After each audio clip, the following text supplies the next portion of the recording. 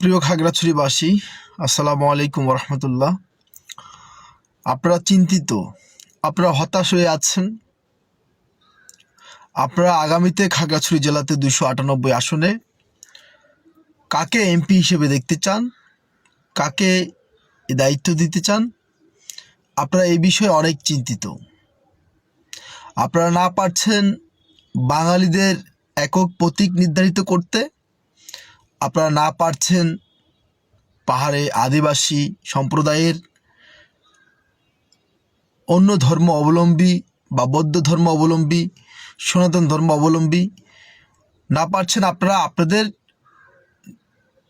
ধর্মীয় থেকে কোনো ব্যক্তিকে প্রতীক হিসেবে নির্ধারিত করতে। এই দ্বিধাদ্বন্দ্ব, এই যে নির্বাচন নিয়ে যে দ্বিধাদ্বন্দ্ব, এই দ্বিধাদ্বন্দ্ব যে মেকানিজম করেছেন এই অদূত ভূঁইয়া, এখানে প্রথমত খাগড়াছড়ির মানুষ গণহারে সমীরণ বাবুকে নির্ধারিত করেছে এবং সমীরণ বাবুকে আগামীতে খাগড়াছড়ির মানুষের নেতৃত্ব নিয়ে সংসদে যাওয়ার জন্য আমরা যে চিন্তা ভাবনা করেছিলাম, সমীরণ বাবুর বিরুদ্ধে ধর্মজিৎ চাকমাকে এই অদূত ভূঁইয়া বিভিন্নভাবে সন্ত্রাসী কার্যক্রমের দ্বারায়, অর্থনৈতিক সহযোগিতার দ্বারায় বা অর্থনৈতিক সাপোর্টের দ্বারায়, বিশেষ করে তার সন্ত্রাসী কার্যক্রমের দ্বারায় এই ধর্মজিৎ চাকমাকে সমীরণ বাবুর বিরুদ্ধে অবস্থান নেওয়ার জন্য যে মেকানিজম করেছে, এটার দ্বারা এখন আমরা সকলেই দ্বিধাদ্বন্দ্বে পড়ে গিয়েছি।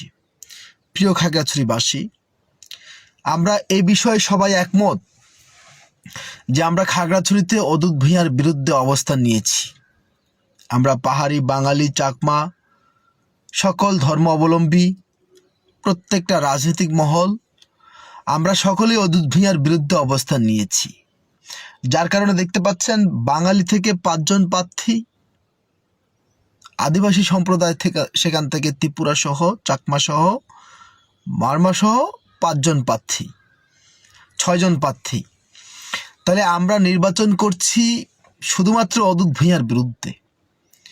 এখন আমরা যদি এলোমেলো হয়ে নির্বাচন করি তাহলে এটা খাগড়াছড়িতে জগা খিচুড়ি হবে, আর এই জগা খিচুড়ি হলে অদূত ভূঁইয়ার সন্ত্রাসী মহলরা বিজয় হবে, অদূত ভূঁইয়ার সন্ত্রাসী জনগোষ্ঠীরা বিজয় হবে। প্রিয় খাগড়াছড়িবাসী, সিদ্ধান্ত আপনাদের হাতে, আপনাদের হাতে সিদ্ধান্ত। আপনারা কি এলোমেলো হয়ে জগা খিচুড়ি বাজিয়ে দিয়ে অদূত ভূঁইয়াকে বিজয়ী করবেন? আমরা ইতিমধ্যে শুনতে পেয়েছি খাগড়াছড়ির বিভিন্ন আঞ্চলিক দলগুলার নেতাকর্মীরা ব্যাপক মোটা অঙ্কের টাকা অদূত ভূঁইয়ার কাছ থেকে আত্মসাৎ করে অদূত ভূঁইয়ার বিরুদ্ধে কোনো অবস্থান না নেওয়ার জন্য তাদেরকে ব্যাপক অর্থ দেওয়া হয়েছে। এখন আমরা যারা সাধারণ মানুষরা আছি, আমরা তো কারো কাছে টাকায় বিক্রি হই না, আমরা তো কারো কাছে অর্থে বিক্রি হই না।